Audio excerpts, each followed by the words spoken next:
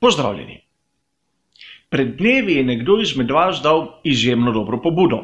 Zanimalo ga je, kaj bo s Formulo 1, kajti takrat se je začelo govoriti, da pravilnik za sezono 2021 naj bi stopil v veljavo z 12-mesečno zamudo. Govorilo se je o tem, da v sezoni 2021 da bi se lahko rabilo bolide iz sezone 2020. Zanimalo ga je, kako je s pogodbami med dobavitelji, tudi voznike bi lahko dali tu zraven, skratka zanimive teme. A takrat je šlo za govorice in sam sem priznal, da kaj pametnega ne morem povedati. Seveda, dvom v to, da kaj pametnega ne znam povedati, ostaja še danes, a imam kar nekaj podatkov, na katerih lahko temeljim moje špekulacije. Začnimo na začetku. Znano dejstvo je, da prva tretjina sezone 2020 je nekako v zraku. Govori se, da nekatere dirke bi samo prestavili na nek poznejši čas, nekatere so bile tudi odpovedane.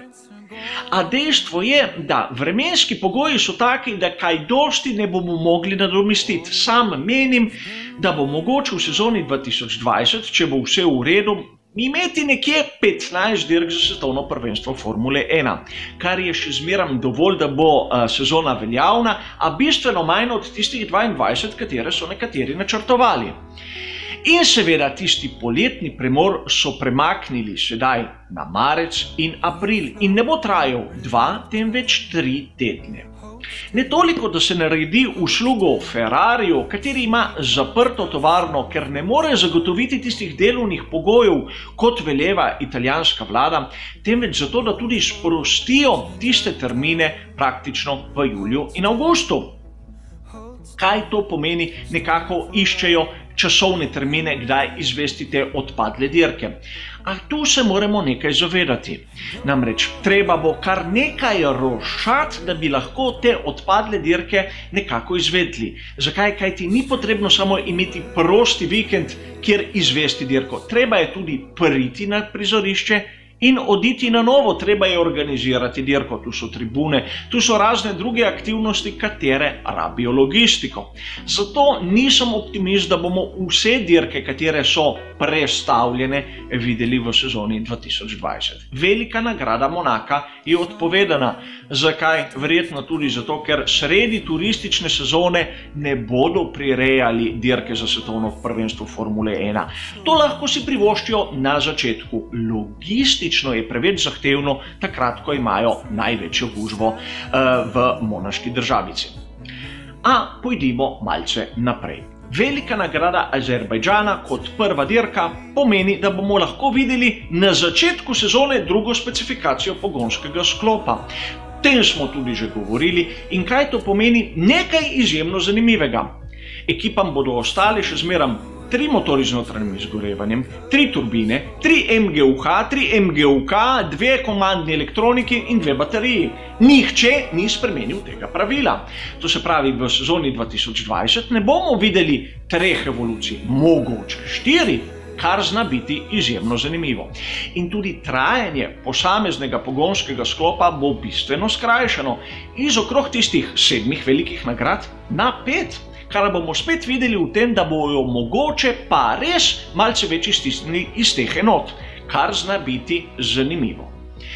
In seveda, tu se moramo ozreti še na nekaj. Praktično, če bo v tistem segmentu pogonskih sklopov kar malce bolj lahko zadihati pri raznih dobaviteljih, pri ekipah, kar se tiče šasi, pa ne bo tako. Nihče ni zvišal ur v vetrovniku in praktično kapacitet računalnikov za simulacije. Kaj pomeni? Izgubili so tretjino sezone, to se pravi tudi podatke, ki bi jih dobili iz proge, smo zmanjšali praktično za 1/3. Kar se tiče aerodinamike, se tako bistveno zmanjša tisti potencial, ki ga ekipe imajo. Velika nagrada Azerbajdžana bo dirka, na kateri bomo videli totalno drugačne bolide Formule 1. In ne samo zato, ker bi nekateri popravljali, zato ker lastnosti proge so take, da zahtevajo drugačen aerodinamični izgled bolida. Namreč, če pogledamo tiste številke, ki nam jih daje Pirelli, tisto, s katerim mnogim grem na živce pred vsako dirko, vidimo, da je ta proga bistveno drugačna od tistih, katere so odpadle. Vidimo, da je podobna veliki nagradi Avstrije, Avstrije. Da se bomo malce razumeli, to se pravi, ni toliko tistih visokih hitrostih skozi ovinke kot pospeševanja in zaviranja. Da poenostavim zadevo, seveda. In kaj to pomeni? To pomeni, da ekipe bojo morale malce delati na slepo. Prosti treningi so tudi dober vir podatkov, da naprimer ekipe vidijo, kje jim zadeva deluje in kje ne. Zdaj so za to prikrajšane. In dejstvo, da bodo tudi v sezoni 2021 bile primorane uporabljati šasije letošnje sezone, zna biti velik dvorezen meč. Vprašanje je bilo glede okrog ekipe McLaren in njihove menjave pogonskega sklopa iz Renault na Mercedes. No, uradno je to, da menjava bo in to v sezoni 2021 in ne 2022. Za McLaren zna biti to izjemno dobra poteza, izjemno koristno. Zakaj? Imeli bodo neko znano osnovo, na kateri bodo samo spremenili pogonski sklop. Sidrišča na šasiji so standardna po pravilniku. Treba bo malce spremeniti tisto območje, naprimer hladilnikov, a nič kaj takega. Bistveno lažje bo ekipi McLaren narediti to menjavo v sezoni 2021, ko bo pravilnik stabilen kot s tistim novim z 18-palčnimi platišči in vsemi drugimi težavami, ki lahko iz tega izhajajo. Problem bo pri tistih ekipah, katere so zgrešile totalno svoj projekt, in tu nočem s prstom kazati na skuderijo Ferrari, kajti vemo premalo, a vkolikor bo neka kardinalna napaka, bodo morali ustvarjati 2 sezoni praktično šasijo, pri kateri vejo, da ne bo uspešna. In to bo nekaj, kar moramo imeti v mislih. Seveda, možno bo spreminjati aerodinamične profile, razne dodatke, a šasijo in nosnega konusa ne, kar zna biti izjemno frustrirajoče za tiste, ki so zgrešili projekt. In seveda, pojdimo še korak naprej. Tudi mnogi drugi, naprimer Mercedes, bodo lahko izboljšali svoje projekte. Namreč nihče ni pozabil na dejstvo, da v toplih mesecih ima Mercedes težave.